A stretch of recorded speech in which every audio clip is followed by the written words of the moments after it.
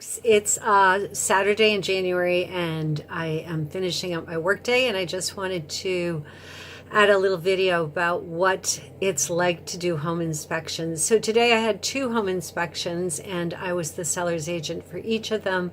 But I do want to say that it may surprise people that home inspection is not just stressful for the buyer, but it's actually quite stressful for the seller too. Reason being is no one knows everything about their house. No one's ever going to know everything about their house, no matter how long they live in it. And you can have the best home inspector, but that doesn't mean they may not miss something. And certainly they can't see behind walls and around corners that are blocked. So it's important to know that there are always going to be some unknowns about the house that you buy and the house that you own.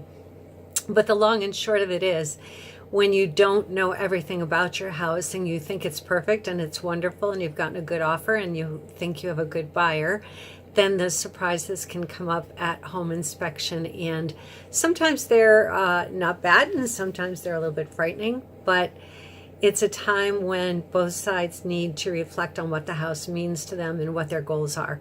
So just a quick thought for buyers, I always start out an inspection by saying to them when they're my clients that no house is perfect. It doesn't matter if it's brand new or 100 years old, and there's always going to be something wrong. So what it's really important to think about is what matters to you most. Are safety concerns the biggest ones for you, or structural concerns, or cosmetics, or what is really important to you? From a seller's perspective, they've accepted your offer and they have no obligation to negotiate further. It doesn't mean they won't, but it means you can't expect that they will.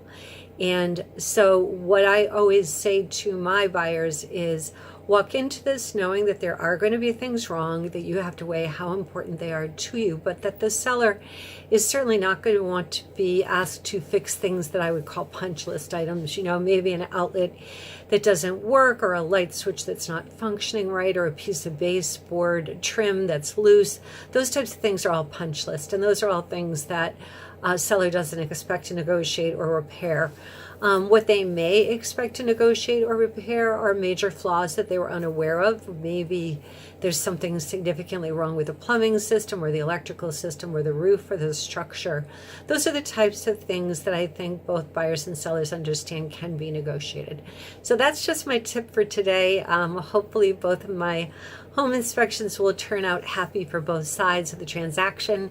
And in the meantime, if you ever need any real estate help or have some questions, feel free to reach out to me at 774-573-1294. Have a great weekend. Take care. Bye.